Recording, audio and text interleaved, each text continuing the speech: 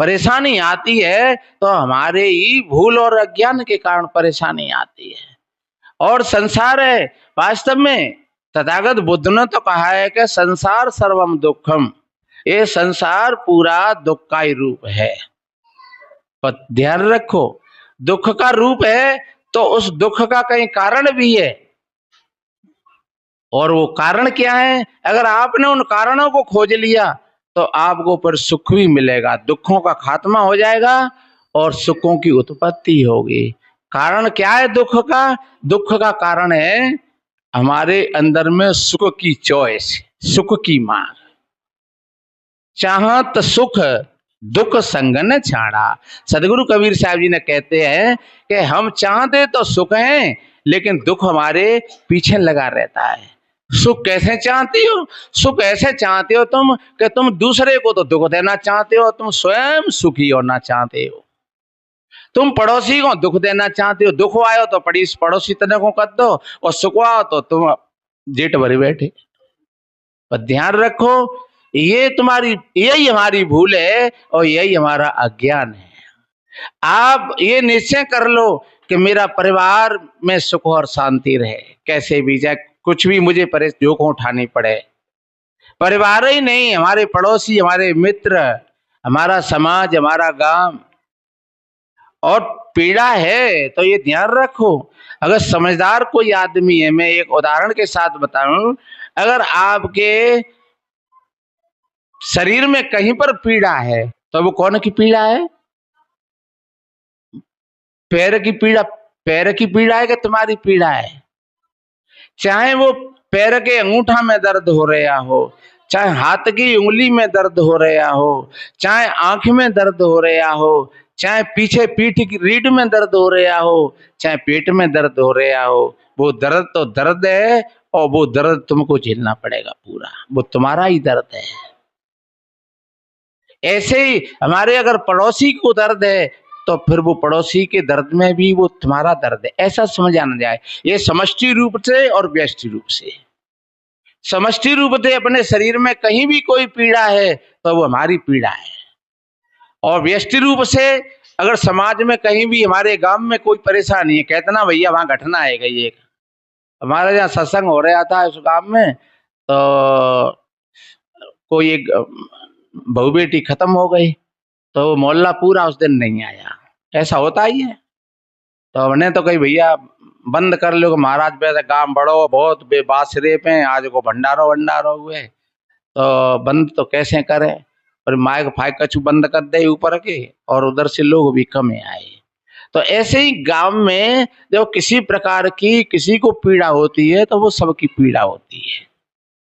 और गांव में ही नहीं, अपने देश में, समाज में कहीं भी पीड़ा है, किसी प्रकार की पीड़ा है तो वो हमारी अपनी पीड़ा है। ये नहीं कि आज हमें सुखी है तो अपन तो सो रहे हैं पैर फैला करके, और बेचारा पड़ोसी पीड़ित हो रहा है और तुम सो रहे हो पैर फैला करके। पर आज नहीं तो कल वक्त आएगा कि वो पड़ोसी भी तुमको देखेगा, वो भी इसी तरीका से देखेगा।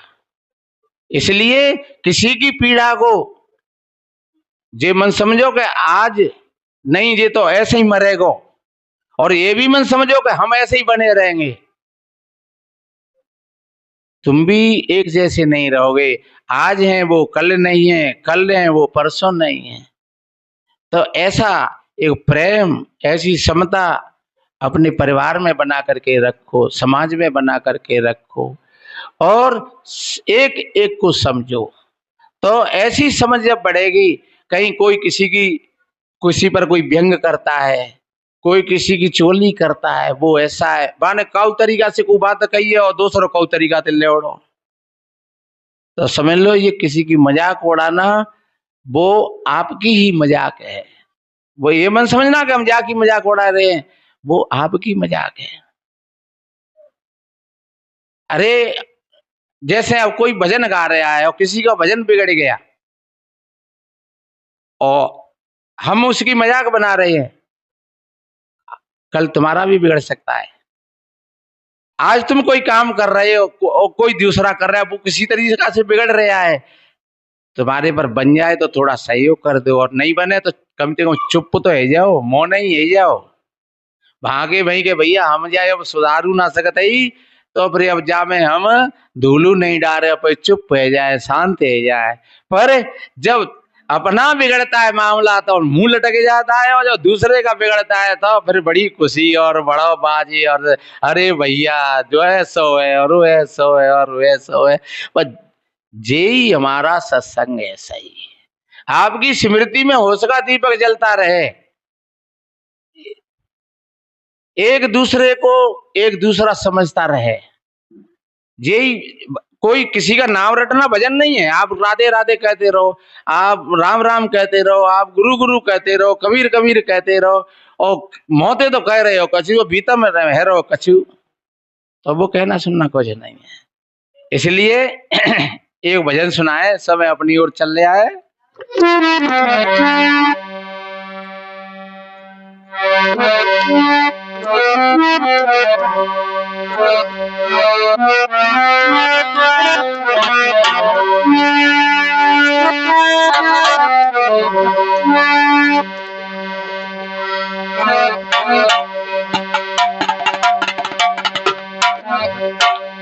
भजन करी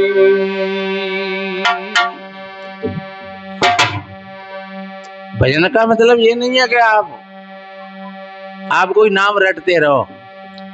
भजन का अर्थ ही है अपने अंदर में एक ठहराव, अपने अंदर में एक विवेक और ज्ञान की जागरूकता।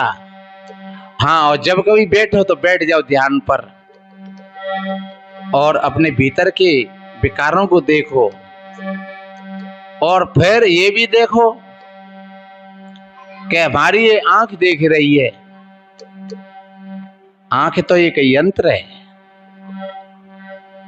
एक भैया कहीं कह रहे थे, एक दुआ में कहते कि जिब्या ऐसी बावरी और कहे गई स्वर्ग पतार, आपन कई भीतर गई सुजूती खा तो कपार। कहते हैं भैया जिब्या ऐसी बाबरी है और वो उल्टी सीधी कह जाती है, और स्वयं तो भीतर हो जाती है, और जूता सर पे पत्ते है। पर एक बात बताएं, जिब्या को तो ऐसे समझो एक कोने में रखी लाठी, तुम उठाए के लाठी अकाउ में दे दो तो फिर लाठी की सजा होगी कि त्याई होगी? है मुड़ कहते फूटो लाठी थे, पर लाठी दई को नहीं, अपने आप लाठी धरी तो नहीं परी कहोगे मुड़ा पे है? तो जो हमारी इंद्रियां हैं, हमारी जिब्या उल्टी सीधी कब बोली गई? जो भीतर से जब बोलने वाला था, बोलने वाला तो और था, जिब्या तो एक यंत्र थी। जिब्या तो ऐसे ही समझो एक लाठी, हमारी आंख ऐसे समझो एक लाठी। आंख देखने का साधन है, जिब्या बोलने का साधन है, कान सुनने का साधन है। पर कान के पीछे और कौन छुपा हुआ है?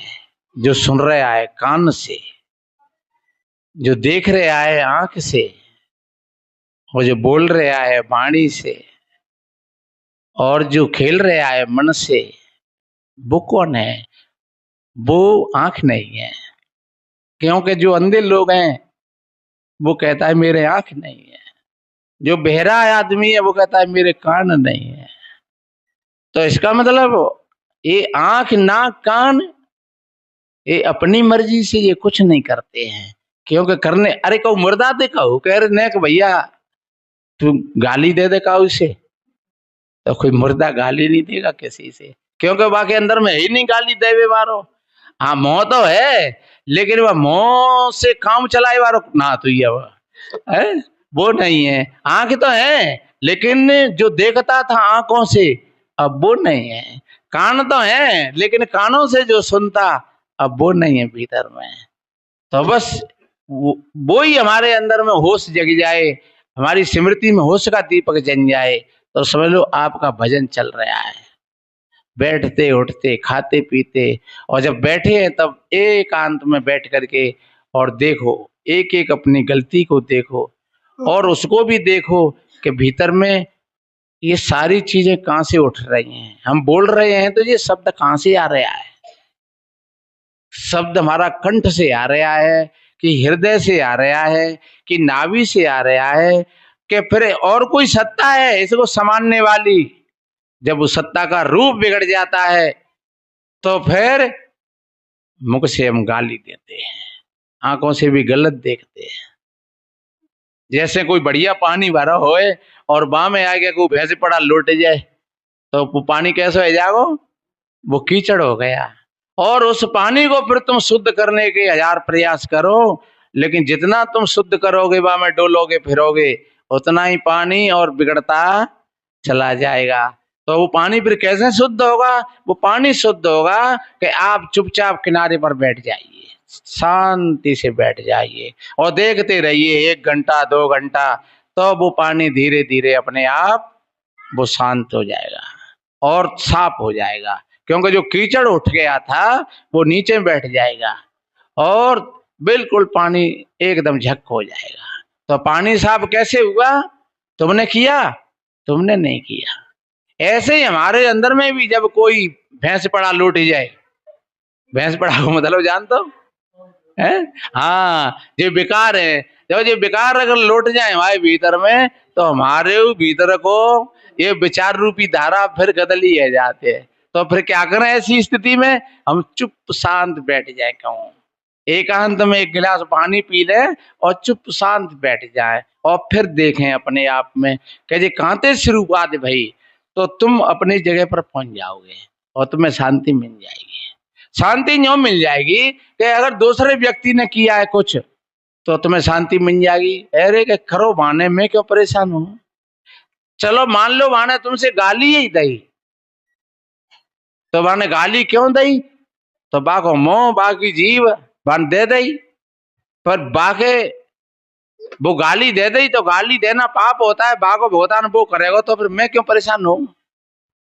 और तुम्हारी अगर गलती है तो तुम अपने केंद्र पर पहुंचे कि हाँ ये गलती मैंने की थी, इसलिए ये गलती का परिणाम मुझको मिला है। तो दोनों तरफ से आपको शांति हो गई।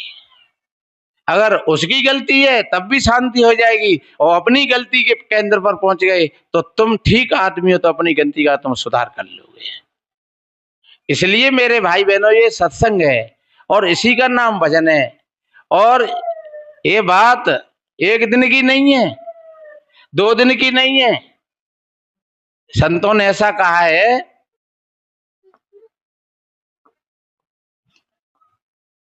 कि सती की लहरें 1 घड़ी की और सूर लहर घड़ी 4, और साधु की घड़ी है जीवन भर की, मरे विचार विचार। जो आप अच्छे साधक हो, समझदार हो, अच्छे साधु संत हैं, तो आप विचारों के साथ जुड़े रहिए। और विचारों के साथ कब तलक? कि जब तलक तुम्हारी श्वास में श्वास है तब तलक। ऐसे मन समझ लेना कि आज हमारे विचार ठीक हैं तो आज ठीक है, कल खराब भी हो सकते हैं। कहाँ कब मन बिगड़ जाए, विकारों का भरोसा क्या, उलझ मत दिल बहारों में, बहारों का भरोसा क्या, सहारे टूट जाते हैं, सहारों का भरोसा क्या। कोई ऐसा मन समझ लेना कि आज हम सत्संग में बैठ करके बढ़िया हो गए, कल तुम गिर भी सकते हो। ये मन समझ लेना कि आज हम साधु बनने बैठे हैं, कल तुम्हारे भीतर में प्रकट हो गया तो तुम राक्षस भी हो सकते हो, जेल में भी जा सकते हो फिर। इसलिए बहुत बड़ी सावधानी की बात है। यही है भजन, आपकी सावधानी ही साधना है। इसलिए सदगुरु कहते हैं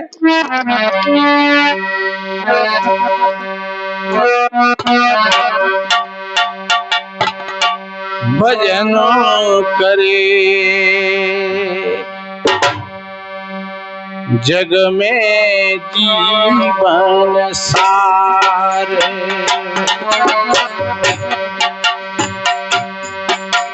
भजनों करे हो भजनो करे जग में जीवन सारे भजनो करे